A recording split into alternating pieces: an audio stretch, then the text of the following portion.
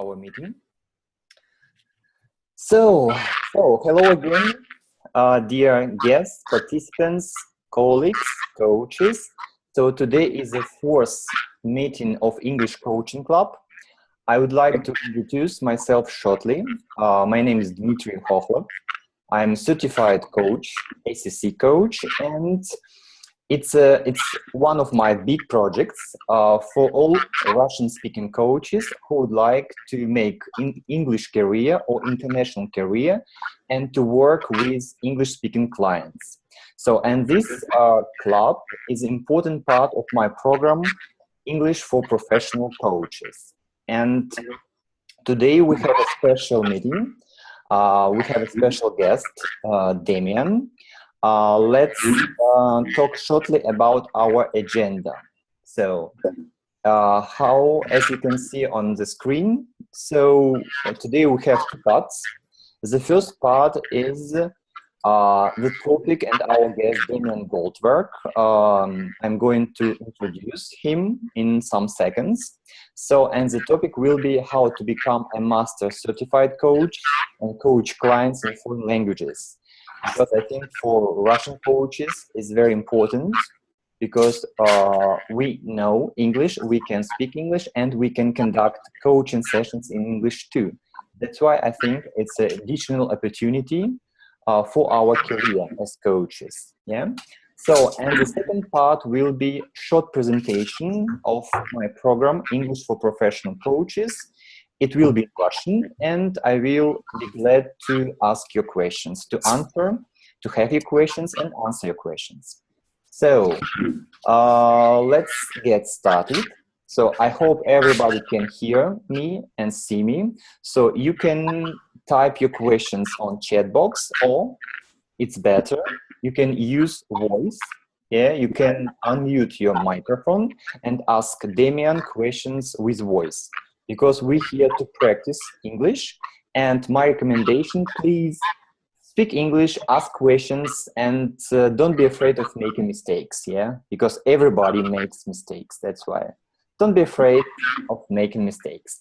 So, a short introduction of Damian. So, as you can see on the screen, so Damian is a master certified coach by the ICF, the president of Goldvarg Consulting Group. Damian was global president of the ICF 2 years, 2013 and 14. So Damian has big experience in different fields, not only coaching.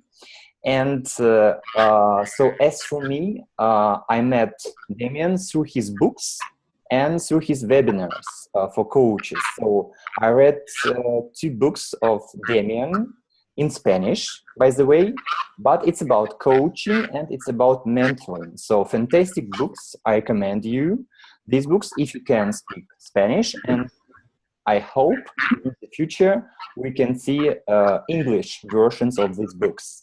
So, and Damian, he's from Argentina, but he works with 3 languages. So he does coaching and mentoring, as I know, in 3 languages: Spanish, English, and Portuguese. That's why I think it's a fantastic opportunity for us to speak with Damian and ask him questions about his experience of working with English speaking clients and with Portuguese speaking clients. Okay, so it was a very short introduction. So Damian, the floor is yours. You can add maybe some more details about you, and maybe to start to talk about how to become a master certified coach and how is it possible to coach in different languages. Okay, well, thank you first of all for inviting me to participate. I would suggest, would you mind if we take off the share screen so we don't get to see my bio, but I can get to see everybody? Okay, so no presentation, yeah? It's better. Yes, if you take off that presentation, I can get to see everybody. It's yes. Okay. You get to see everybody who is here. Everybody can see everybody. So it's a good way to great. So I appreciate that. I appreciate that very much. Well, it's great being here with you. And I would like this to be like a conversation, a dialogue more than a presentation. I also have English as my second language, so I can relate to everybody here speaking a different language. And when I moved to live in the United States, that was 25 years ago, I didn't speak any English, so it was very difficult for me at the beginning, being in a place and not understanding what was going on. So it can be very challenging. And nevertheless, I think it has been, I have worked hard. You have to work hard, you have to be intentional. I still have a strong accent, even though I have been living here for 25 years. I do a lot of work in Spanish. My books are in Spanish. Most of my work is in Spanish. And but I just finished doing 3 weeks of work with 3 different groups in English, with coaches from all over the world. And we had one Russian coach in the mix of all of the participants, who was somebody from Russia who studied in the University of Moscow. And I also had one of the mentor coaches of my programs who is from Russia too. And the idea is that speaking a different language and working in a different language require training, require experience. So how do you get to be a master coach, or how do you master a language? Is by practicing and making mistakes and laughing, not taking ourselves too seriously, and laughing of ourselves when we make mistakes. I still make mistakes. I still make people laugh for what I say that is wrong or inappropriate, or I may not know idioms or expressions in English that I may need to ask. Like the other day we were teaching a class and people were talking about drinking the Kool-Aid. And what are they talking about, drinking the Kool-Aid? And there is a whole history in the United States about people who share this drink, and it was a sect. And then everybody was killed by drinking that Kool-Aid. It was a metaphor, and sometimes we don't know what that means, and we need to ask. I don't think it's expected. People from different cultures don't expect that we will understand all of the idioms and expressions. And I think it's about being curious and about building the relationship. But I do believe that we need, the English has to be good enough for us to be comfortable to work in English, because here we're working with language, working with clients, and language is very important in coaching. So I think that if you want to work with clients in a language, like I work in English, Spanish, and Portuguese, I didn't coach clients in Portuguese, still I feel pretty confident with the language. Like you need to feel confident with the languages that you speak to work, or particularly in professions that you use language to work. So language is your tool of work. So in that case, I don't know, everybody here's level of English may be different. But my suggestion is that you keep practicing, and the only way to learn is by doing it. This is not that you just by listening recordings or going to classes, that will not make it. That is just, it's like when people want to lose weight. If you want to lose weight, you don't go just to a class to learn how to lose weight. You have to do the diet. Okay, right. Though many people hope that if they just take a class or listen to a recording, they will lose weight that way. That's not enough. We really need to do the work. And this is the same thing with the language. You need to do the work. And the work is practice. Now, you may want to practice with people who are not clients that pay you, but you may get people who do not pay you. So you can practice your coaching skills until you feel comfortable and you feel that you can charge somebody, because if somebody is going to be paying you, why they will pay you and they will not pay somebody who English is their first language? So somebody has to get coaching or any service, and they have to decide between somebody who speaks the same language and somebody who doesn't. The only reason why they may hire you is because you have something else to offer them. And that can be that you're not charging them for free, like we're talking here, like you can start doing that. Or it can be that you have expertise. Like, for example, Dimitri, I may be interested in working with you because you speak different languages, and that can be very interesting for me to have a coach who have that knowledge and that training and education. Or somebody who works for a company that I am interested in, or have another trainer, another background that can be interesting for me. So that may somebody hire, or because I want to have a Russian coach, have somebody from Russia with different culture and want to experience that as an opportunity. So I think that these are different possibilities. So here probably people are in a continuum, because I see that there are 24 participants. So for the 24 participants, some of you may be very comfortable with English, and some not very comfortable. So if you don't feel comfortable, you may want to study more English before you do it. And you can practice, learn the language and practicing, having maybe conversations with people. It doesn't have to be coaching, but can be looking for opportunities to talk to people and have conversations where you can practice. And nowadays there are many opportunities through the internet. You know, like I am in Los Angeles, people are maybe in different cities, Dmitry in Russia, or everybody's in Moscow. So you mean our participants now, yeah? I think from different cities. Okay, colleagues, you can write on our chat box, what cities are you from, yeah? I think main part is from Moscow, but not all coaches. Please, I ask you to write your cities or towns. Hi, colleagues. On our chat. I'm from Moscow. Elena from Moscow. Yeah, nice meeting you. Nice to meet you, Damian. Thank you. And I worked in Moscow once. I went to work for HP, Hewlett Packard. Wow. Working there, doing some trainings, not coaching. And that was one of the questions that people ask me. Of course, was in English, but I don't speak Russian. Though my great-great-grandparents are from Russia, so I have something in common with everyone here. Okay, great, great.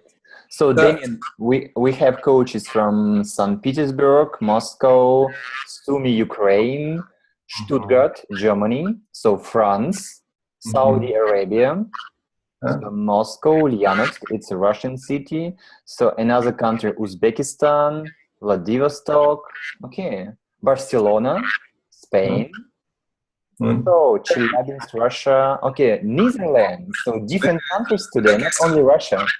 So these are Russians that are living everywhere in Europe, in the world. Okay, that's cool. Okay, that's great. Yeah. Okay, this is what is amazing about the globalization. Like, you never know when you're talking to people, where they're from, where they live, more, where they grow up, very different. So going back to coaching, what is important, I don't know if everyone here who is a coach is trained as a coach, but that's very, very important, that if you want to work as a coach, being trained and have formal training is very important. So there are many opportunities these days in Europe, in presence or virtually, to get coaching training. So how many of you have coaching training? I'm curious. Just raise your hand to get a sense from the people who I can see, that I can see who has some coaching training. Okay, that's important, because if you don't have coaching training, you may be doing something else. You may be doing consulting or who knows what. This is one of the challenges that we have. So that's the reason why coaching training is important. And what is very important too, is that you have a credential. A credential as a coach, like Dmitry has an MCC from ICF, you can see it in his background in his office. So I highly recommend people getting your credential. Can be ICF, can be EMCC, the European Coaching Alliance, can be ICS, another association in the UK. It doesn't matter. I am the past president of ICF, and of course I am biased, and I will say go for the ICF one. But at the end of the day, it doesn't matter, because it's just having a credential that says that you are a professional coach, that you take coaching seriously, that you are committed to ethical standards and professional standards. So I highly recommend, first, everybody to get coaching training, second, get a credential, and third, get a coach, because many coaches don't have a coach. If you're a coach and don't have a coach, for me, you don't have any credibility. Because if you are a professional who is consistent between what you do and how you live your life and what you do, that I wouldn't recommend any of my clients or any clients to a coach that is not having a coach and working with a coach. What is also very well spread in Europe is supervision, coaching supervision. So having a supervisor that works with you and provide guidance and support is also very important. So to become a master coach, Dimitri, you were asking me, to talk about masterful coaching. Yeah. These are the steps. If you wanted to become a masterful coach, you need to get coaching training, get coaching certification, get your own coach, get coaching supervision. All of these steps have in common that they require money. So you have to spend money in all of these things. But that is an investment. You invest in yourself. So you cannot make money if you don't invest money. So that's a concept that many coaches don't understand. It's like, because you need to have a little bit of business mentality, that many coaches don't have a business mentality. And if you want to have a business, and coaching is a business, you need to build your business as a coach. And to live from coaching, like you want to live from coaching. And many people don't see that as a possibility because they have other careers and they start coaching on the side.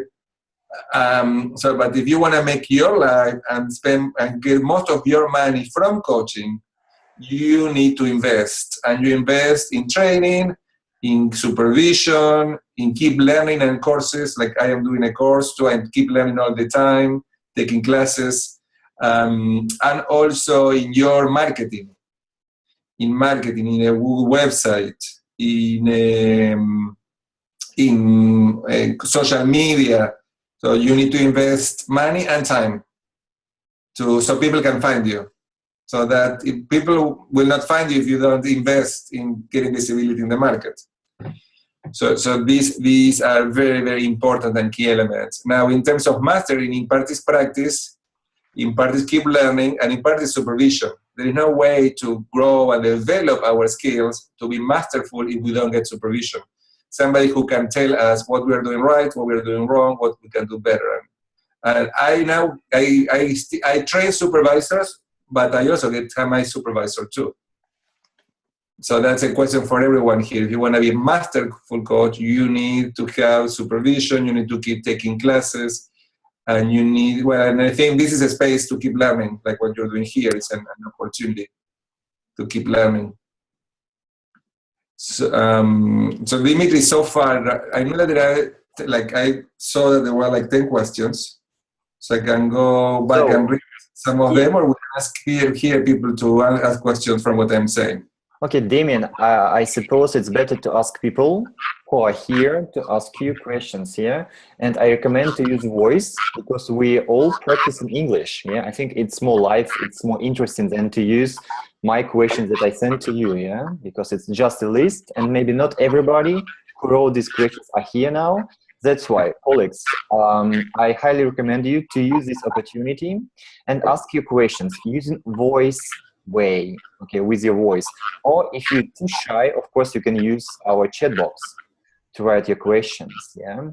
But my recommendation is to practice English now, yeah? Learning by doing. I agree with Damian. So learning by doing right now, practice English and ask questions in English, yeah?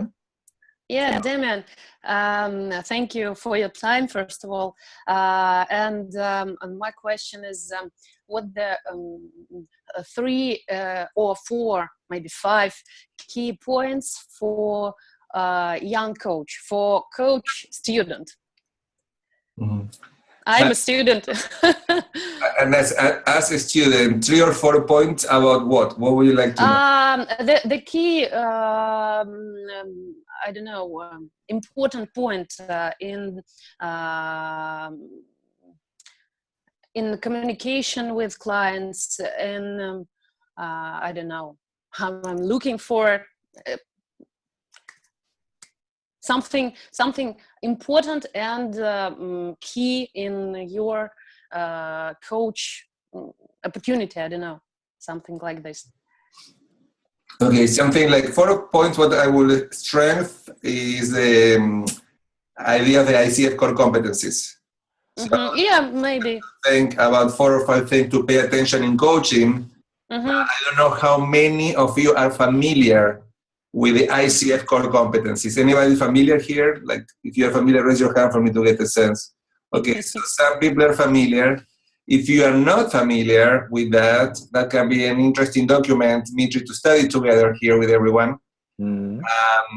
So the 11 core competencies, and I wrote a book about it. It's in Spanish, so it's eventually going to be translated. I can show you this book in Spanish. Yeah. Yeah, I am talking about maybe finding somebody who wants to translate it to Russian. Yeah.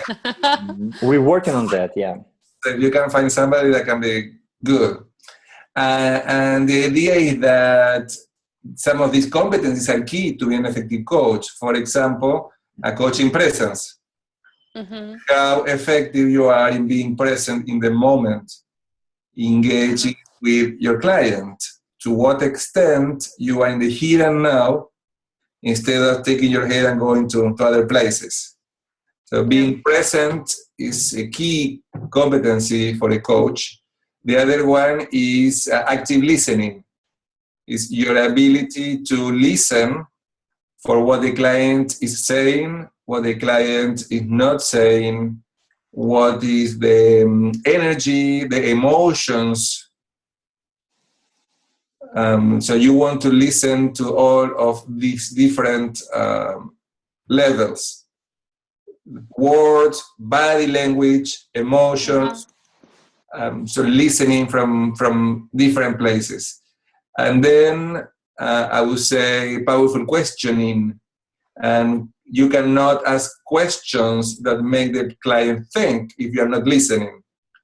So I think the ability to make our client think is a key element of coaching, different than other practices, like consulting, where the consultant is an expert and will share ideas or advice. The goal in coaching is not to provide advice, but to ask questions. Yeah. What else? Are you is everybody following my accent? Yeah, sure. It's okay. Yeah. If you have an accent, sometimes it is easier for other people when you don't, because of that. Sometimes and sometimes don't. And I have been taking pronunciation classes. Okay. So I am trying to pay attention to what I learned here. Like in Spanish, we don't pronounce the end of the word. So we don't say, instead of saying consultant, we say consultant. So we don't pronounce the last letters of the words. So, okay, I know that, yeah. Damian, consciously here trying to do that. So you see, I am also working with you in my yeah. Damian, only questions, not advices, never? Well, never is never. You know what? You don't want to say never do something. The idea that the coach's main job is to make the client think, not to tell them what to do. Okay. But that does not mean that sometimes it is appropriate or okay to provide advice. So it's not that you never ever give advice, but that's not the job of the coach. The job of the coach is asking questions so the client can come up with their own solutions. But after the client have done that, you may say, other clients have done this and is very successful doing that. What do you will be curious about trying something that somebody else has done that produced results with the same challenge? So you present it as an idea, as a possibility, not as something they have to do.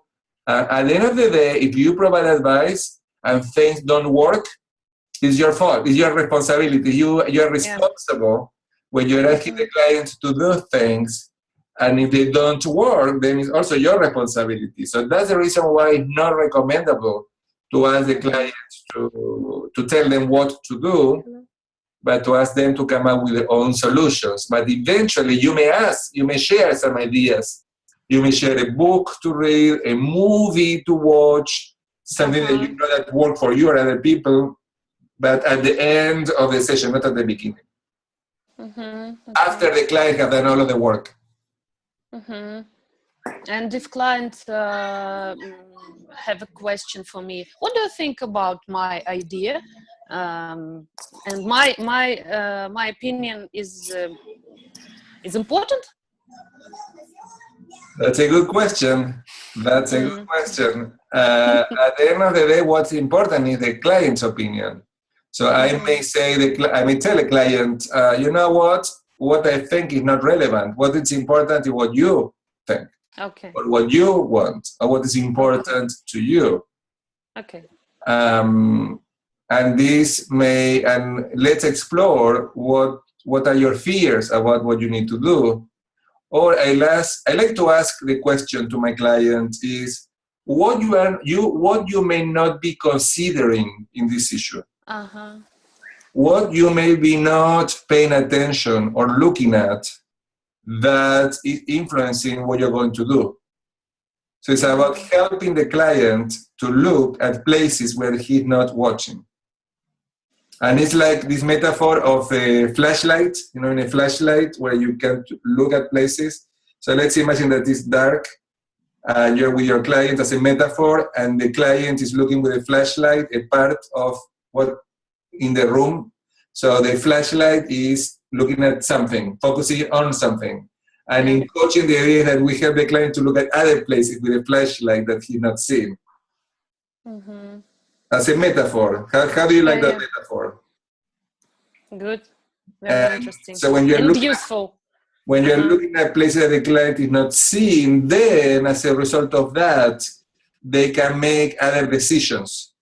And they can take some actions that they would have not taken if they have not seen in other places. Okay, thank you, Damian. Yeah.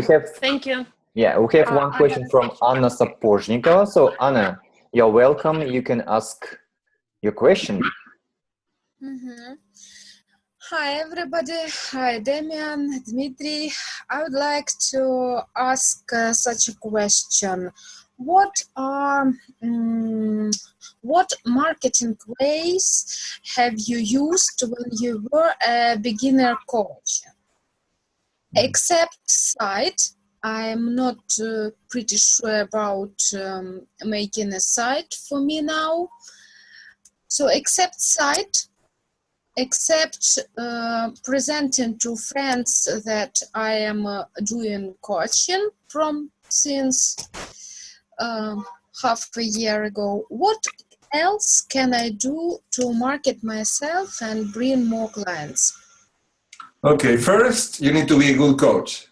So many coaches go to finish coaching training and they want to build their practice, but they are still not good coaches. So first you need to be sure that you practice a lot with colleagues, with friends, asking your friends to introduce your friends, so you can build the skills and practice a lot so you can be good. Because many times people are good in marketing, but if they're not good in coaching, it's a problem. So once I do, it's free of charge, but now I'm speaking about clients that pay for this service. Yeah. So once that you have the skills, once that you have practice, once that you have strong, once that people give you feedback that you are effective in what you do, then you go to build your practice. And you build your practice. It's different in different markets. So I don't know in Russia, but what I can share with you is what I have been telling people in the United States or in Argentina, where I am from, that using your network is a key element, telling everybody that you know what you are doing and asking them to help you, to support you. So your friends and family and people that know you. Возьмите телефон. To refer you people. So basically letting them know that you are a coach, that you finished coaching training, that you got a credential, and that now you are having a business as a coach. So asking them to refer you people. That's one part. This is the thing I'm doing now, and I'm interested in some more. Okay, well, that's the first thing that you need to do. The second part is about networking. So then you want other people to refer you clients, not only your family and people that you know. So coming here, for example, in this place, or like going to meetings in ICF, going to meetings for social. It depends what kind of coaching you want to do too. So you need to find out who is your niche and see what are the needs of your niche. So for example, what is your niche, Anna? Who are your ideas? My niche is personal effectiveness for managers. Okay, that's too big. That's too big. That's too big. You need to be more specific. Okay, I'll walk it through. Yeah, you need to be more specific, because working for a personal effectiveness for managers is too big. You need to find a specific niche, a specific group. So the most specific you are in terms of who is your niche, who are the people that you want to work with, the most effective you will be in understanding them and doing things for them that will attract them. So for example, if you want to work in performance coaching in companies, and you may focus on one specific industry, like IT. So you are you focus on IT companies that want their managers to build performance skills. So first, you need to have some experience working with them first, because they will not hire you if you don't have experience, and it's challenging if you don't have any experience. So sometimes it's about finding opportunities to do internships, or getting people to know you, to hire you, or to let you do practices in companies and in organizations, because it's different to be a life coach than to be an executive coach, a business coach. So many people get trained as coaches, but not as business coaches and executive coaches, and they don't have the skills to do the work. So I don't know. And in your case, what is your experience as a business or manager coach? I work in business myself more than 10 years, and now maybe about a year I work with managers, with business inquiries, and I like it. I feel it like my specialization and niche. So I'm going to develop in this area. Okay, so the idea is that you need to find out what is your niche. And by the way, it's not an English word, it's a French word. Like even the Americans don't know how to pronounce it. So the idea is to find the people that you want to work with and then look where they are. Like there are less possibilities that you will find clients going to another coaches meeting. You want to go to a human resources association. So, for example, find out where the human resources training association and go to their meetings and meet people from human resources, because human resources are the people who hire coaches. So you may want to go and find out where human resources people go. Then you want to find out where your clients go. So your clients, for example, go to some conferences. So these conferences that your clients attend is a good place for you to maybe in a conference to have a booth. So you have a presence and you reach people that you want to find in the places that they go. You find out what they read and write articles so that can be published in the places where they read so they can find you. So many times marketing is about finding the niche, and finding the niche require for you to go and understand your ideal clients and do activity for them. Okay, and a question occurred to me just now, Damian, and what is your specialization and the niche now? That's changed over time. For one time I got a lot, my specialization was UN managers. So I was working with different UN agencies worldwide, coaching and training people working for the UN system. And you know the UN have many different agencies.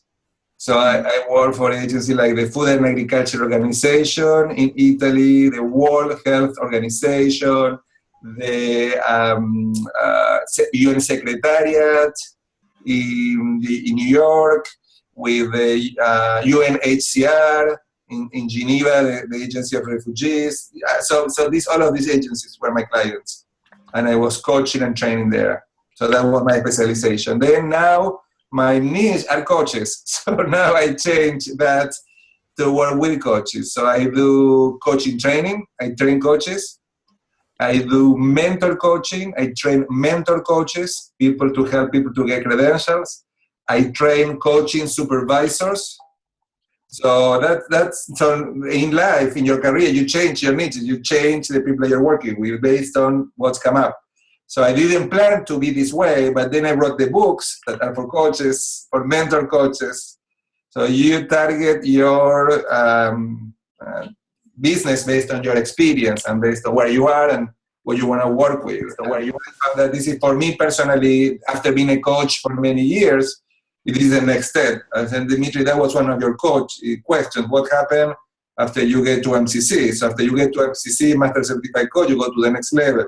Mentor coaching, coaching supervision, this kind of thing. These are the things that I am doing now. I am training mentor coaches. I am training coaching supervisors. After being a supervisor myself, after being a mentor coach myself for many years. Okay, thank you. So, thank you for your question. So we have another question from Anastasia Senior, I guess. I'm going to okay? I will be back in a second, okay? I will be back in a second. Okay, no problem. So, colleagues, please prepare your questions, yeah? And use this opportunity to ask them with voice. Don't be so shy, yeah? It's a unique opportunity to practice English with famous coaches, yeah? International coaches, yeah? Now I can see only question from Anastasia Senior. It's Signer. Signer, sorry for pronunciation. It can be Signer, you spell with 2 N's. Okay, but it differs. It differs. So. May I ask a question, Dmitry? How is better to pose a question? To write in chat, or to make some hands? I have a question. So you can just ask it. So the first will be Anastasia, and then you can, Olga, you can ask your question, yeah? So, okay, thank you. Damian, you're here with us, yeah? Okay. I'm back. I should not know where. Good. So, Anastasia, your question. You're welcome. Hi, Damian. Well, the question is, it's not only about the English language, but it's also, we assume that you're working with the foreigner, so it's a different mentality. So how do you overcome the cultural differences, if they are? Because what I realize is that when you work with people from your own, let's say, mentality, it's people from the post-Soviet countries, you can read a lot of things between the lines and from the body language and, from common history. But when you work with foreigners, you don't get that. So how do you overcome that? Do you have any guidelines? How do you even work with that? Because we actually different, Yeah.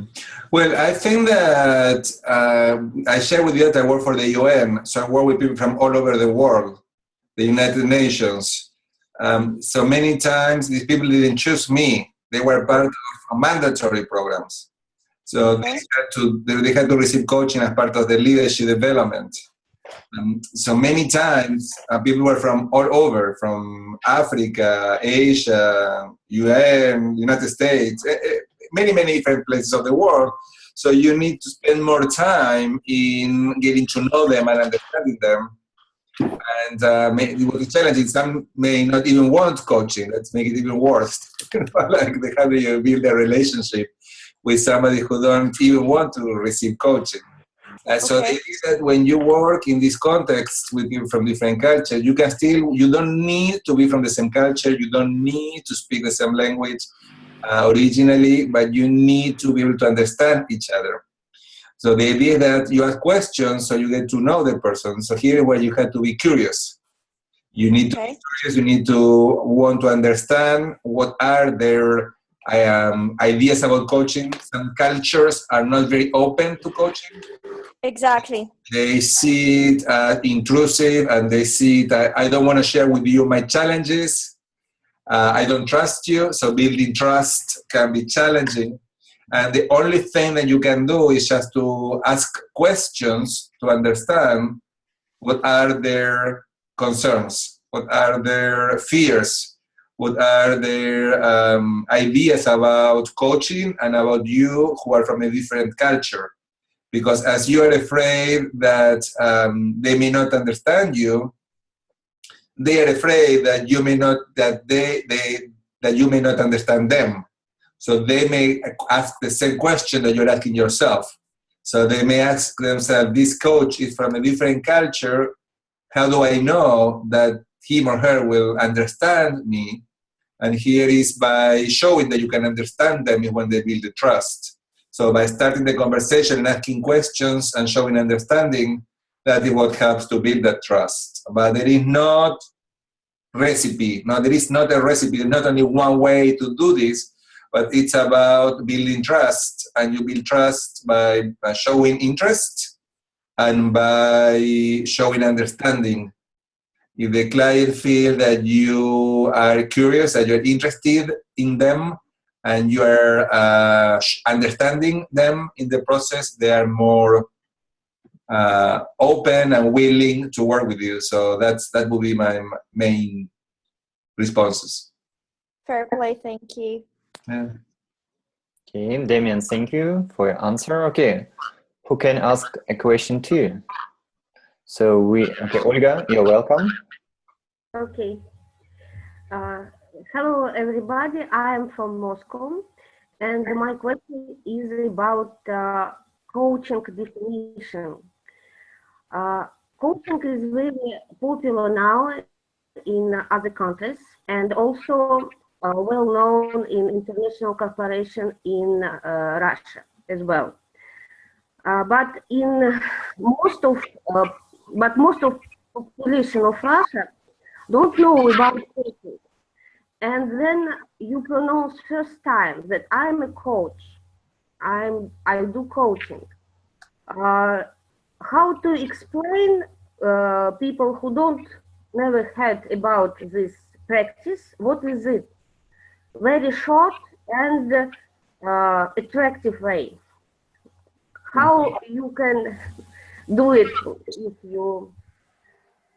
Okay, let's practice. Let's practice. Tell me, how do you? Let me practice with you. If I ask you, what is coaching? My question is how. No. What is your question? I am asking you now a question. The question I am asking you is, if you had to explain coaching, how do you do it? What would you say? Myself. Yeah. Let's imagine that I am a client. I am a client and you are the coach and you have to tell me what is coaching. Mm-hmm. What would you say? Coaching, it is one of the way to develop people potential. It is very popular method in West Europe and United States, and now comes to us in terms of to develop managerial skills. And it is absolutely different way how to develop people capabilities, not by mentoring, not by ordering, but using special questions, opening conscience, and opening internal capabilities. Well, always less is more. Less is more. So you want to be short. Mm-hmm. That's the question. You want to go to the point. Okay. So you had to explain. If you had to explain coaching, you did very well at the beginning. What you said was perfect. Was very well explained, clearly. And be short. Be short, and then you ask a question back. So what do you think? What question do you have?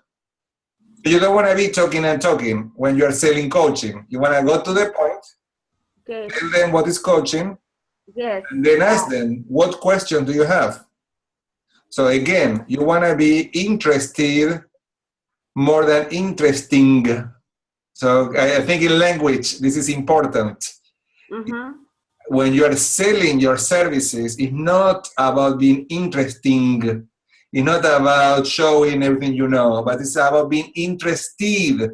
It's showing interest in your clients and what are their questions, what are their challenges, and going there. Now, coaching is not only for managers. Coaching is for anybody who wants to build their potential. And it can be that there is a possibility that the clients want to build skills, but also can be that the clients want to change something in their life, that they want to look for a new vision, a new meaning, a new paradigm, a new way to look at reality. So it can be an exploration. So that coaching can be about building skills, but also can be about exploring meaning in life and vision for the future. So that can be different possibilities. But I think there is something in English that's called the elevator message. Anybody have heard about elevator message? Elevator? Elevator message. Yeah, so elevator message. The elevator message is an idiom in English. An elevator message means imagine that you meet your client in an elevator and you have only 1 minute in the elevator to tell your client, future clients, what is your business. So the elevator message is being able in 1 minute to tell your client what is what you do and why they should hire you. So you need to have and you need to prepare that elevator message. You know, elevator is what you use to go in a building from one place to another. Yes, I understand. So I can say that it's a specific way of consulting using powerful questions, opening mind. And it is very prospective and the new method in consulting, and I can offer you the best practice to try, to test, if you wish. Yeah. I don't know, it's 1 minute or less, but... Yeah, that's good. So you want to be brief, you want to go to the point. Okay. Thank you, Damian. So we have next question from Natalia. Natalia, welcome. I think Irina, hello everyone. I think Irina, it is written I, Kovalenko was before me to ask in the line. Okay, so it doesn't matter. From the chat.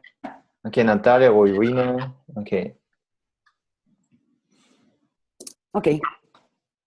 Can I ask? Of course, Natalia. And then Irina's question, yeah? Or, okay. Okay, Damian, first of all, thank you for being there, and I'm honored to be with such an open person like you are, and also taking in the consideration your such a passion to share with all your experience. And I love Spanish people. Maybe one day I'm closer to this country because I'm now living in the Netherlands and traveling a lot. And my short question is, next week I will have a first English-speaking coaching client, Portuguese by and it's quite challenging for me because it's not my native language. Secondly, it's a very young person, and as I understood, this girl is really cherishing hopes to get a lot from the 2 coaching sessions we have agreed on. But I'm a little bit puzzled after my own experience being an Italian coach, from the language point of view, from the manner point of view, because it was not that classical coaching, in my modest opinion. So my question is, what could you say, not as a recipe, but maybe as a person of human advice, how you can switch off your protection or defending mechanism while coaching an English-speaking person or non-native speaker as a coach? Well, there are a couple of things. One is you need to let go your inner voice that is telling you this is difficult or I cannot do that. Or so first step is just to be aware of your inner voice if it's in your way. Because we are our worst enemy, our own inner conversation that we cannot do that. And that works in learning a language or speaking a language or in working with clients, and you cannot be confident about being a coach because you're new as coach and you don't feel confident yet. So your question is, am I doing this well or not? And that question takes away your presence from your client. So first is about being aware of your inner voice and be self-compassionate. Tell yourself, I am doing my best. So I am committed to be my best. That's the most important advice that I can give you, is that not be in your own way. Make sense? What I'm saying? Just be aware of your own, just being aware of your own inner voice and your own inner dialogue. That in coaching, this is what we do. We explore with our clients what is their inner dialogue, what is their inner voices or beliefs, we call them, that are in our way that doesn't let us to be as effective. So it's about being aware about, for you, what are these inner voices, so you don't let them to control you.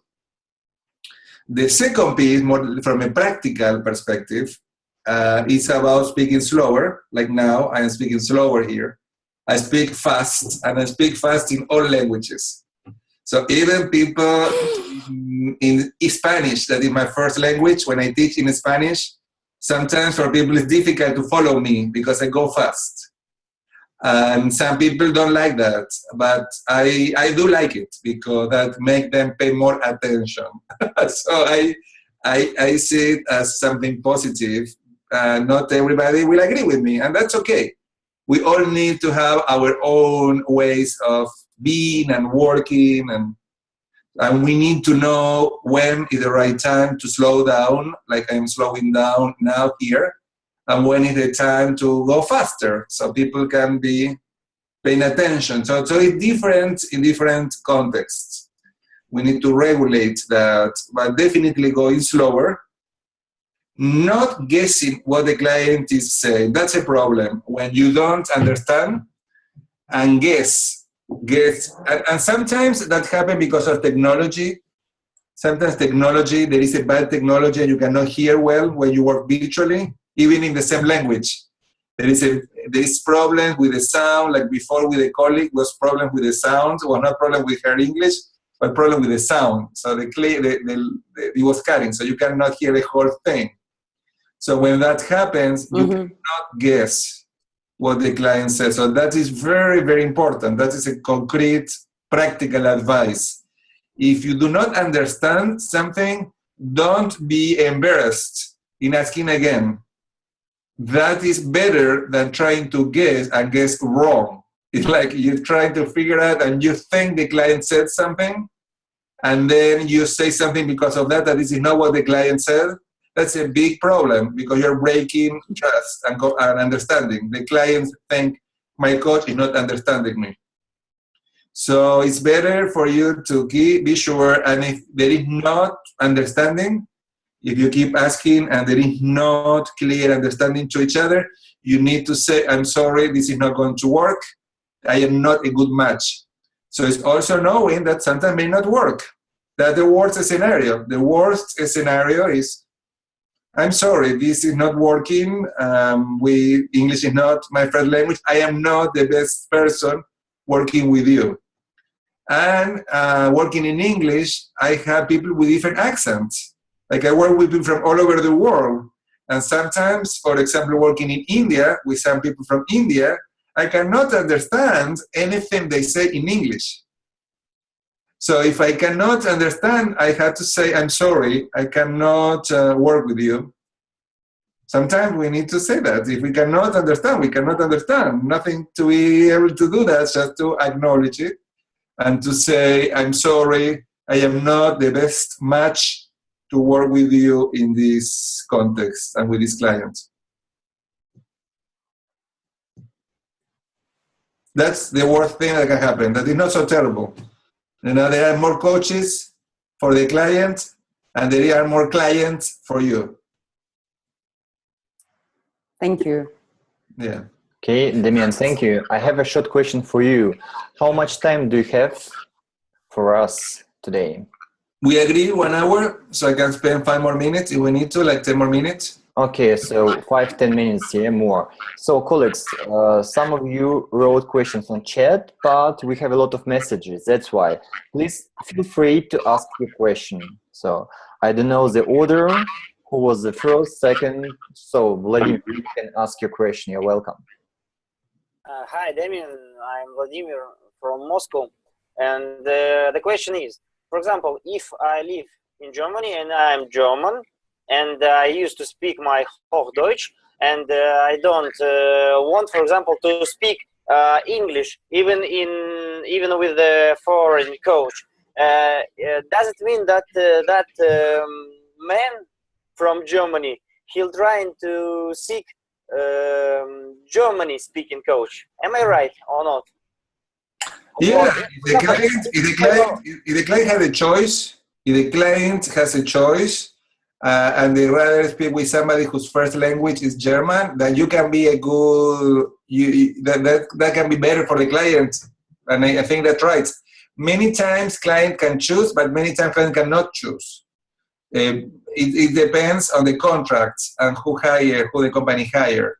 So for example, when I work for a company that did for the UN Secretariat, client didn't choose who was the client, who was the coach. So we had a pool of coaches that spoke different languages, like I speak English, Spanish, and Portuguese. But maybe the person that I had to work originally was from Italy. And we spoke in English, like many different languages, or from France. So, and sometimes if the person was from Latin American country, I was speaking Spanish. So, okay. And the second part, I understand, not to waste your time, and to, what about your view of United States, of American market, and is it possible really to foreign coaches to take part of that American market, because usually USA is the most rich country, and the people, they can allow coaching to themselves. Hence, the question is it really possible to take a part of American language, or not language market, but or they want to take their own American coaches? That's all. There is always possibility. There is always possibility. The question for you is, Russia is big. It's a big country. You know, you have a lot of Russians living in Russia. This I understand. That was it was theoretical. It was theoretical question, because you have experience in that all that foreign. Because now I'm thinking to go to foreign countries, or maybe to have my money here in Russia. I'm thinking about it. I'm just thinking. You can do both, because there may be also Russians that live outside Russia that may be part of corporation. So sometimes it's not about a country, but like, for example, you work for a global company. The global company have people from Russia all over the world, and they may pay you differently, because the issue is about payment. You may get paid more in the United States than in Russia, maybe, but maybe it's a global company that have Russian employees all over the world. So you may have a chance to work in Russia globally. So don't think that you need to work in the United States or with people from the United States to build your business. You can still build your business as a global business, working from Russia in Russian with Russians that live all over the world. So or you may, because you speak Russian, you can be a very interesting coach for some global companies that are looking for Russian coaches. And about that, like I work for a big global company that is looking for coaches all over the world. and that somebody who speaks Russian, they may be interested in hiring, but you need to speak enough English to go through the interview process. So you need to still speak English to go through the interviewing process, to write reports in English. So you still want to be bilingual, but that doesn't mean necessarily that you work for a global company. So this is what people want to look for, are opportunities to work globally. Nowadays in the United States and in the world, people are not looking for an individual coach to work for a company. They look for companies that are third parties that hire the coaches. So if your niche is companies and you want to work in the business world, they will not hire me, Damian Goldvarg. They will hire another company that provides coaching. So you want to start looking in the market who are the companies who provide services so you can be hired by these companies. That is less and less companies are going to be looking for you individually as a coach. They will look for big companies that will provide coaching to them. So you want to look into that. You can look in Germany. What are the German companies? For example, I work for a German company doing coaching training managers on coaching skills all over the world. SAP, for SAP. So I work for SAP. I work for SAP. Do you work right now for SAP? Yes. Okay, well, you're already there. You have a great platform. Sometimes you don't know that you are there and you have it in front of you. You don't even realize that you have that opportunity. Muchas gracias. Muchas gracias. Yeah, you work for SAP, find out what do you need to, maybe you don't do a work in human resources, but get close to human resources and start finding out how you can get engaged and involved in human resources so you can do eventually coaching or coaching related activities inside SAP. So you move from whatever you're doing now to coaching. Thank you very much. And now it's clear for me. Okay, thanks. Okay, good. Great. Okay. So Damian, do we have time for one more question? Yeah, we have one more question. There's one question that somebody asked that I want to answer briefly about supervision. So coaching supervision is about meeting with a coach to talk about coaching clients. So you bring your client that you're working as a coach and you have a discussion on what's going on, what are your challenges, to be sure that what you're doing is going well or not. And you can do supervision, individual, one-on-one, or group supervision, where a group of coaches get together and they bring their cases. And I don't know, Dimitri, this is something that in the future, if there are enough coaches interested in group supervision for the most experienced coaches in the call, they may be interested in having a group, and then maybe we can work together on that. That is a possibility. I think it's a good opportunity to do that, yeah. In English, by the way, yeah?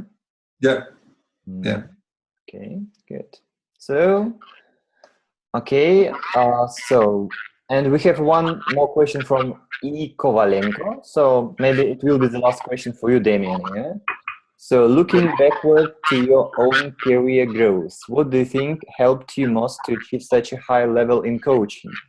What do you think drastically and positively has influenced your career? Okay, it will be the last question for today, for today's meeting.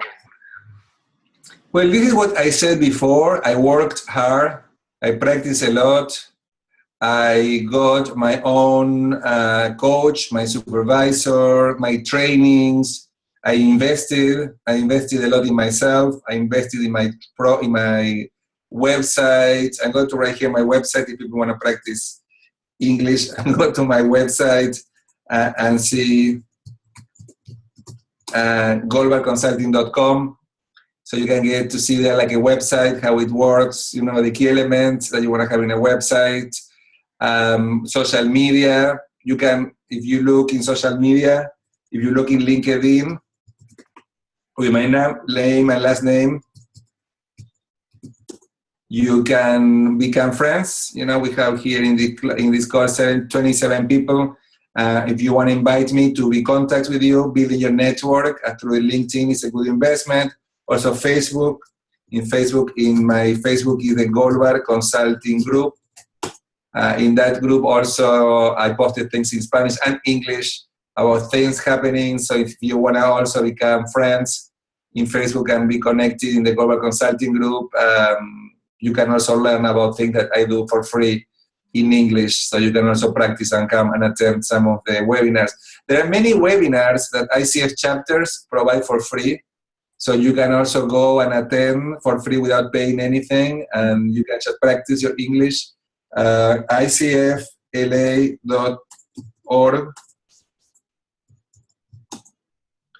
The Los Angeles chapter of ICF provides ongoing free webinars on coaching topics that you may be interested. If you go to YouTube, you can listen to me teaching in English and Spanish, and you can listen to me teaching some of the classes that I teach, so that can be a good opportunity. There is also a webcast that I did called Pasos, means steps in Spanish. And there are 50 recording interviews. 50 from the 25 are in Spanish and 25 are in English. So you can listen to the interviews, the recordings. You may find value on that for free too. So here there are some resources that can be helpful for you. Okay, so, and a question from Konstantin, if you have time, or we can leave it for next time. Yeah, what is a personal undisputed authority in coaching? That's a great question. That's a difficult question. I think that there are people that I do. It's interesting because there is not in this field, there is not one person that you can say, okay, this is the person that is the undisputed authority in coaching. I am studying now, I'm telling you who I'm studying now, is a guy called Fernando Flores. You want to do some interesting search. So Fernando, he was a politician in Chile, he's from Chile, and he helped build the ontological coaching movement. Now, ontological coaching is not well known in Europe. It's more well known in Latin America. And it's a study of the being. So maybe, Dimitri, you speak Spanish, you may be interested in reading a book from Rafael Echeverría called Ontology of Language. Okay. That is all about coaching too. So Fernando Flores was the teacher of some of these people. And I'm really enjoying studying from him. There is a guru in the United States, Goldsmith, I think it is. What is Marshall Goldsmith? That is not my guru at all. He's very well known for his books, but I think he does consulting rather than coaching. I like Tony Robbins, that also is not a coach, he's a consultant, but he has some interesting NLP stuff and helpful stuff that I enjoy reading. So like in the coaching profession, many times my colleagues from ICF, some people who have been in the field for a long time, I learned a lot from them, having conversation with them. But if you are curious about some different way of thinking and looking at coaching, Fernando Flores can be a good source. He was the teacher of my teacher. When I went through coaching training, I studied with a person also from Chile called Julio Laya, and he was his teacher. So I think that he may be an interesting place to go. Okay, thank you, Damian. So thank you. It was great. Thank you for the invitation. Great meeting you. I may be back in the future, and I invite people to be in contact with me. You can, as I said, in LinkedIn or Facebook in the Global Consulting Group. These are ways we can be keeping communication.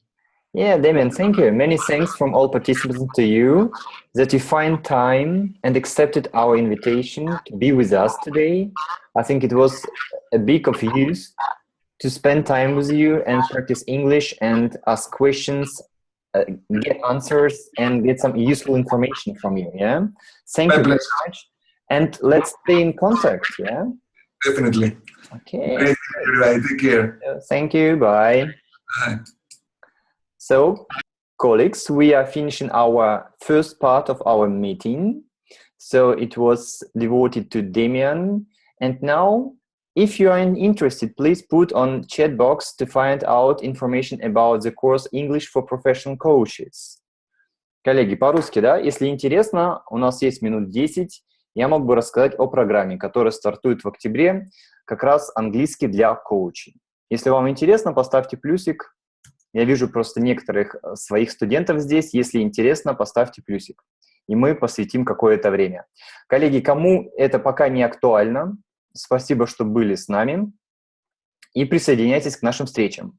Наши встречи будут каждый месяц. Иногда я планирую даже 2 встречи английского клуба. Поэтому приходите, будьте с нами. В Фейсбуке вся информация будет. А сейчас прошу остаться тех, кто поставил плюсики, и тогда у нас будет с вами 10 минут, чтобы я мог поделиться с вами информацией о курсе. Так, я включу презентацию, и мы с вами очень кратко, не займу много времени, остановимся на курсе, который стартует 3 октября. Так, коллеги, секундочку, включу презентацию.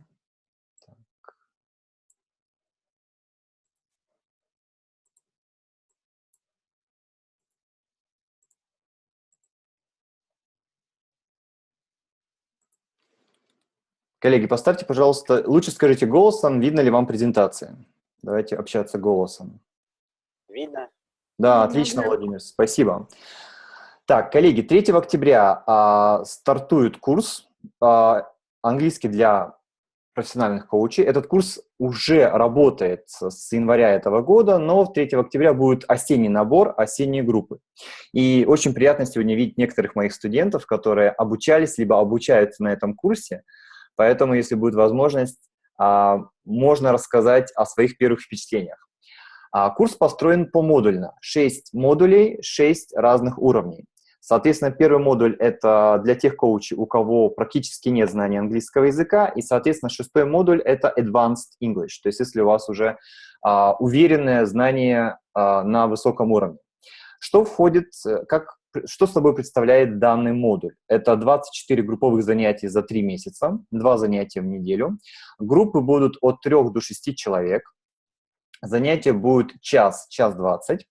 Вас ожидает 2 групповых занятия в неделю. Одно занятие будет посвящено, как правило, это практика, это база английского языка, какие-то грамматические темы, какие-то лексические темы, аудирование, видео, то есть те пожелания, которые выскажут все участники группы. И, соответственно, первое занятие в неделю это будет не коучинговое занятие, это будет, скажем, назовем его базовое занятие или практическое занятие. Второе занятие – это коучинговое занятие. У нас будут интересные статьи, книги на английском языке про коучинг. Мы будем брать с вами интересные темы для всех участников, обсуждать на английском языке, и будут демо-сессии. Будут демо-сессии, будут практики, и, соответственно, это вот будет входить будет в рамках 2-го занятия в неделю. Дальше будет также практика в парах либо в тройках. Соответственно, если это 6 человек, это будут тройки, если будет меньше человек, это могут быть пары и тройки. Соответственно, 1 практика в неделю также будет. Возможность практиковаться с участниками других групп. Я надеюсь, что будет несколько групп, уже стартовало несколько групп, соответственно, есть специальная скайп-группа. Если у вас будет желание, вы можете практиковаться с другими участниками других групп. То есть практики будет очень много, и, соответственно, чем больше практики, тем лучше. Полностью согласен с Дамианом, который как раз говорил про то, что learning by doing. То есть мы учимся, когда практикуемся на практике. Участие в закрытой группе в Фейсбуке. Есть закрытая группа, где периодически я публикую интересные материалы, дополнительные ссылки. Это могут быть видеоресурсы на английском языке о коучинге, аудиоресурсы, интересные подкасты, которые я нахожу для себя и которые нахожу для всех участников этого курса. Ну и, конечно, это участие в мероприятиях нашего клуба, на котором вы сегодня присутствуете. Основные результаты прохождения 6-модульного курса. Здесь я уточню, что это не прохождение одного модуля. Опять-таки, если вы поступаете сразу на 5-й модуль, а такая возможность есть, если у вас уже уверенное знание английского языка, вы проходите несколько этапов отбора, языковое тестирование, индивидуальное интервью со мной, и, соответственно, у вас есть возможность поступить сразу же на 5-й модуль. Допустим, на 4-й, на 5-й, ну, на 6-й модуль таких еще случаев не было. Соответственно, после прохождения последних модулей курса я Если вы действительно работаете на 100%, уверенность и легкость в общении на языке вам гарантирована, мощная поддерживающая среда. Представьте, сколько будет коучи работать вместе с вами. Соответственно, это мощная коучинговая поддержка. Проведение коуч-сессии на английском языке.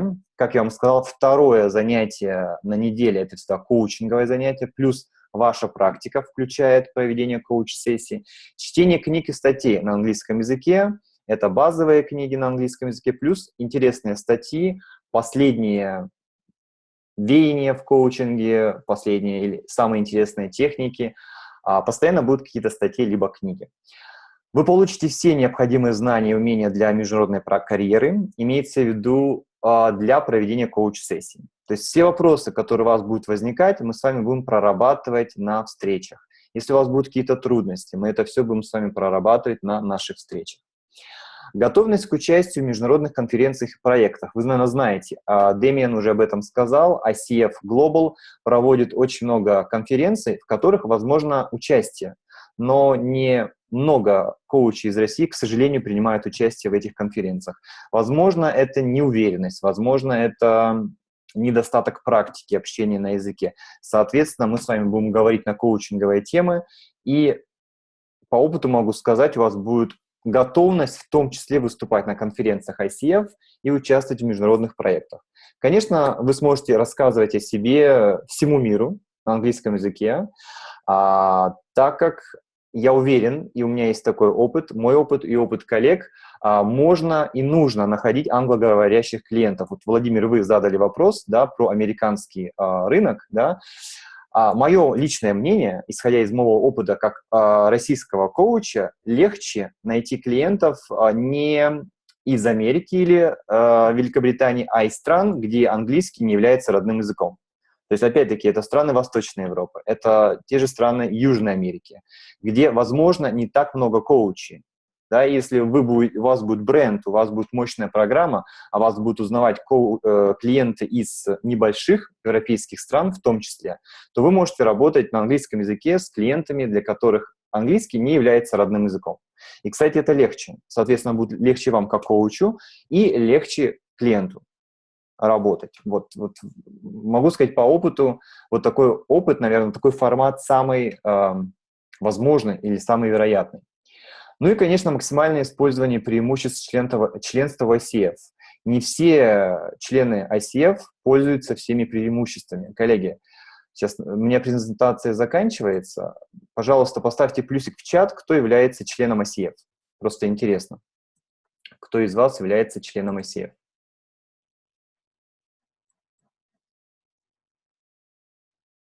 Так, вижу. Наталья, Карина, Евгения, Ольга. Всего 4 у нас члена ICF, если я не пропустил плюсики. Коллеги, не все коучи в России, являясь членом ICF, знают о всех плюсах. Это, во-первых, богатая библиотека. Вы получаете доступ к богатой библиотеке аудио- и видеоматериалов на английском языке на сайте Coach Federation, ICF Global. Вы можете участвовать в вебинарах. Об этом сказал Damian. Очень много плюсов, которыми почему-то российские коучи пока не пользуются. Возможно, из нехорошего владения английским языком, либо когда нет информации. Возможно, вторая причина чаще даже бывает место быть. Поэтому, соответственно, курс даст вам возможность чувствовать себя уверенно и пользоваться всеми ресурсами, которые предлагает в том числе ICF Global. Вот, коллеги, в принципе, очень кратко. Мне не хотелось сегодня этому посвящать очень много времени. Если у вас есть вопросы, прошу задавать голосом. Давайте оставим чат в покое, потому что голосом это будет быстрее. Если есть какие-то вопросы... Про цену расскажите, самое интересное. Так, Анна, вы, да? Вопрос от вас. Да. Про цену. Сейчас я могу вам скинуть на электронную почту. Я всем пришлю запись нашего вебинара плюс брошюру, где собрана вся информация. Стоимость такого модуля 15 тысяч рублей. Но там все прописано, соответственно, вы можете познакомиться с информацией, там все это написано. 15 тысяч рублей – это за 3 месяца, то есть за полностью один модуль. Так. Есть вопрос, что у вас за гарнитура? Моя гарнитура – это обычные наушники. если вы ко мне вопрос задали. Так, коллеги, по курсу какие есть еще вопросы? Добрый вечер, у меня есть вопрос. Скажите, пожалуйста, 3 месяца, я правильно поняла, что это на один уровень? То есть, грубо говоря, там, например, на B2? Да, абсолютно верно, к сожалению. А как вас зовут? Наталья. Наталья, просто я не вижу сейчас, у меня другой формат отражения участников. Наталья, как раз 6 модулей, 6 уровней, абсолютно верно. Если вы знакомы с системой уровней 1, А1, А2, Б1, Б2, С1, С2, вот эта шестимодульная система уровней как раз посвящена, каждый модуль предполагает получение одного уровня. Да. Спасибо. Да. 6 модулей. Но опять-таки, сейчас присутствуют участники, Ольга, например, да, Ольга сразу же поступила на 5-й модуль. То есть есть участники, которые не обязательно проходить с 1-го модуля. 1-й модуль, как я уже сказал, это абсолютно с нуля. То есть если у вас нет знаний или школьные какие-то знания, соответственно, вы поступаете на 1-й, 2-й модуль. Если у вас уже очень хорошие знания, вот сегодня некоторые участники из вас задавали очень хорошие вопросы на очень хорошем английском языке, соответственно, это уже 4-й, 5-й, 6-й модули. Ну, 6-й модуль, как я сказал, уже пока не было таких случаев. Коучи, которые сразу же поступали на 6-й модуль. Но вот 3-й, 4-й, 5-й – это реально, абсолютно. Сразу же поступить. То есть не надо поступать и проходить все 6 модулей. В этом плюс программы, что нет необходимости проходить все 6 модулей. Дмитрий, вы сказали, что 3-го начинается набор. Да. Я интересуюсь этим самым 6-м модулем. Его пока не предвидится или как? Да, Ольга у нас как раз закончила 5-й модуль, поэтому, коллеги, если есть вопросы, можете Ольге задать, она расскажет о своих впечатлениях. Ольга, пока сложно сказать, вот сейчас будет весь сентябрь проходить набор. Если к нам поступят парочка замечательных коучей с высоким уровнем английского языка и уже с каким-то опытом владения или использования английского языка в коучинге, то есть все шансы, что у нас будет группа 6-го модуля, да, Ольга? Вот. Пока на данный момент, кроме вас, желающих пока нет. Вот. Поэтому подождем, возможно, будет такой случай, но вы сами понимаете, 6-й модуль, он самый последний. Вот. И обычно идет так, группа по нарастающей, 3-й, 4-й, 5-й, 6-й модуль. Да? А в вашей группе пока несколько участников решили сделать перерыв, поэтому будем надеяться, что в сентябре к нам присоединятся коучи с высоким уровнем английского языка и уже с опытом использования английского языка в коучинге. Тогда я проблем не вижу. Тогда абсолютно проблем не вижу. Поэтому, Ольга, будьте на связи. Я обязательно вам сообщу. Я буду очень рад, если у нас наберется 6-й модуль. Очень буду рад. Я могу, если кому-то интересно, дать обратную связь, если вот это есть несколько минут. Так, хорошо. Коллеги, поставьте плюсик, если интересна вам обратная связь от Ольги. А я пока отвечу на вопрос. Вот и Коваленко, вас зовут, наверное, Ирина или Инна. К сожалению, не видно вашего имени. У вас был вопрос, какое соотношение английского и коучинга в ваших занятиях? Соотношение английского и коучинга. Смотрите, английский будет всегда, то есть, соответственно, мы же с вами общаемся на английском языке. Коучинг – это 2-е занятие на каждой неделе. 1-е занятие – это практическое занятие. Мы говорим, мы обсуждаем грамматические темы, мы обсуждаем лексические темы, мы смотрим видеоролики, и все это на английском языке. То есть 1-е занятие на неделе мы не касаемся коучинга как такового. 2-е занятие посвящено полностью коучингу. Это обсуждение каких-то тем, это чтение книги. Ну, не на занятие, а обсуждение какой-то главы, какой-то методики, плюс какая-то практика. Как правило, это демо-сессия. Демо-сессия с последующим ее обсуждением. Так, окей, да, интересно, много плюсиков. Ольга, поделитесь, пожалуйста. Да, и есть просьба говорить чуть-чуть погромче. Хорошо, так меня слышно? Да, я надеюсь, да, я вас слышу. Я могу сказать, что это прекрасная программа, которую я рекомендую от всего сердца. У меня до начала занятий не было никакого опыта коучинга на английском. Мой опыт был только слушать, ну, вот такие встречи, которые были, как сегодня с Дамианом, там, может быть, задавать вопросы, когда они приезжали в Россию. И для меня вот сама мысль о том, что можно коучить на английском, казалась ну, какой-то заоблачный, что только боги вообще могут так делать. Вот, за 3 месяца реально, степ-бай-степ, начиная от самых простых, элементарных инструментов и как бы наращивая более сложными, совершенно уходит у всех, я могу сказать за всю группу, вот эта неуверенность, ощущение какой-то своей косноязычности, и, в общем-то, ну, с ошибками или без ошибками, это зависит от того, как вы будете трудиться. Я, например, не очень хорошо трудилась, если честно, но говорить и проводить сессии вы сможете. Это вот один момент. Второй момент, то, что касается самого языка, Дмитрий, он очень гибкий, он слушает пожелания, поэтому если у вас есть конкретно запросы на какие-то темы, которые вы хотели проработать, вы это обязательно за 3 месяца проработаете.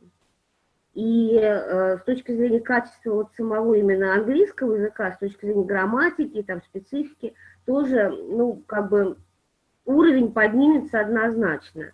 Но это, конечно, требует работы, это домашние задания, это, в общем-то, у меня занимало, ну, почти, ну, не почти, но много свободного времени, с учетом того, что я работаю полный день. И, в общем-то, это нелегко.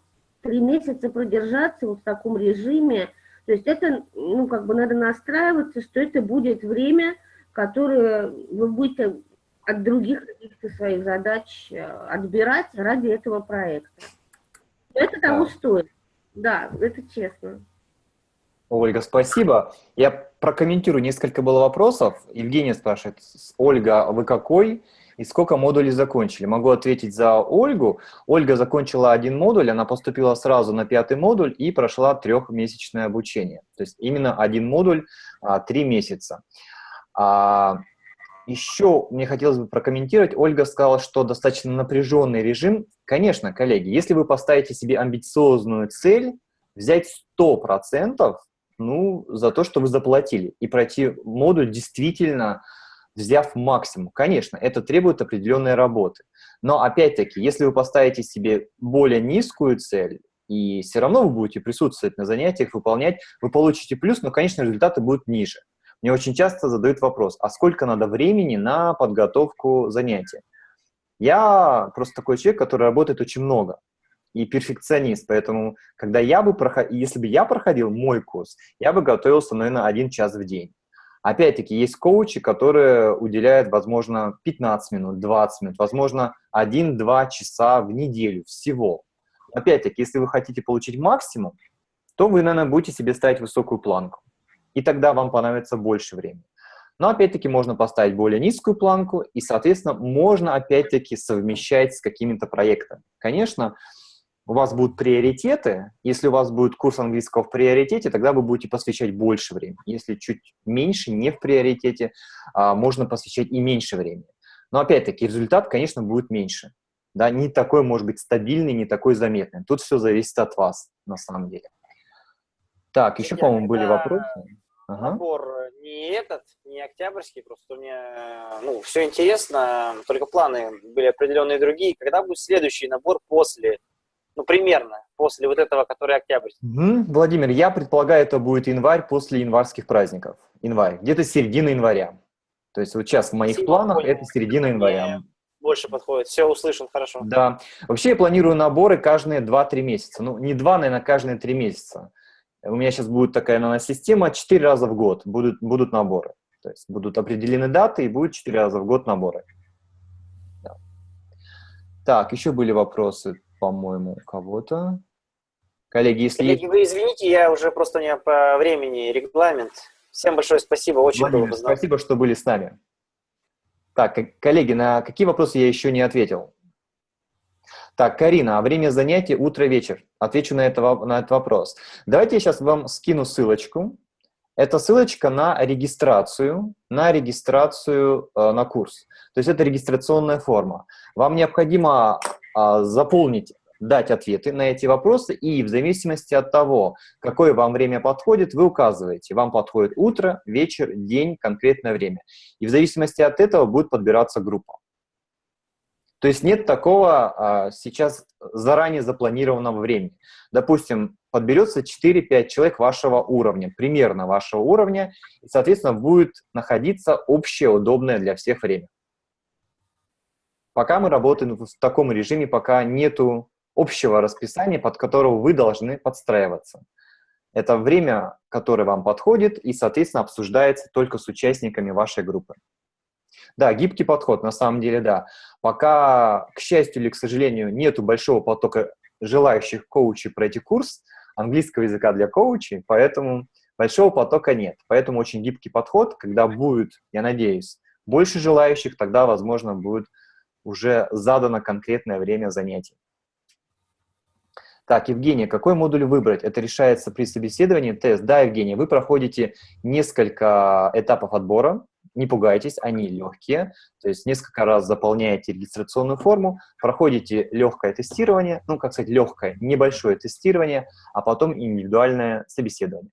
Да. И тогда определяется ваш уровень и самая подходящая для вас группа. Так, коллеги, есть ли вопросы, или мы с вами можем заканчивать?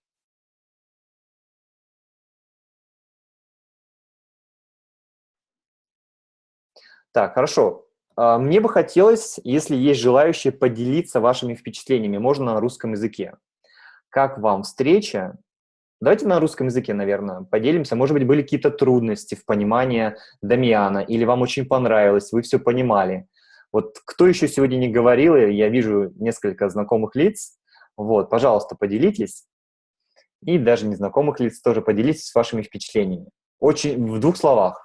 Как сказал Дамиан, техника лифта, да, 1 минута максимум. У кого есть желание, можете поделиться впечатлениями о сегодняшней встрече. Так, желающих нет?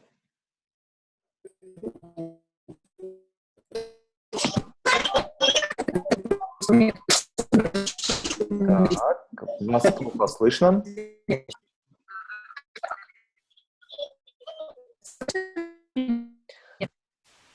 Так, не слышно. Коллеги, есть желающие, кто хотел бы поделиться голосом и рассказать о своих впечатлениях? Если нет, можете оставить сообщение в чате. Так, Карина, вы задали вопрос, вы обещали ссылку на программу. Так, программу, если вы имеете в виду английский для коучей, вот это ссылочка.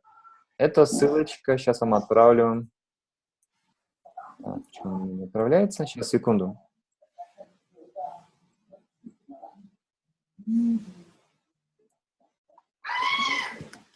Так, секунду. Дмитрий, пока вы отправляете, я могу поделиться. Давайте. Их нет желающих. Это не у меня.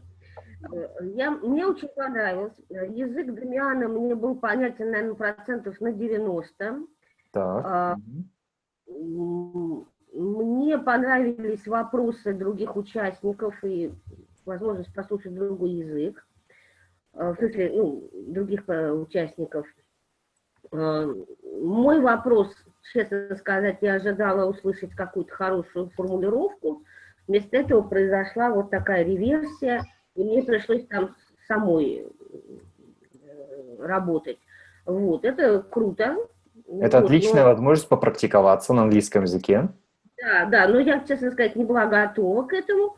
Вот, ну, в общем, если будет такая возможность в дальнейшем участвовать в вебинарах, и вот вы сказали сейчас про ICF, и я думаю, что для поддержания, раз нету 6-го модуля, я буду обязательно участвовать и просто расширять свое сознание за счет опыта других людей. Это хорошо, да, супер, спасибо, Дима, вам. Ольга, спасибо, что были и задавали вопросы. Коллеги, если еще желающие, если нет, буду рад вашей обратной связи позже.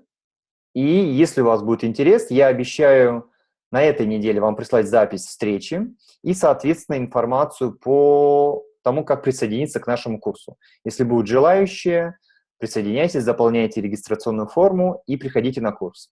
Если же вам пока это не актуально, присоединяйтесь к нашим ежемесячным встречам. которые бесплатны, которые интересны. Будем и дальше приглашать международных коучей.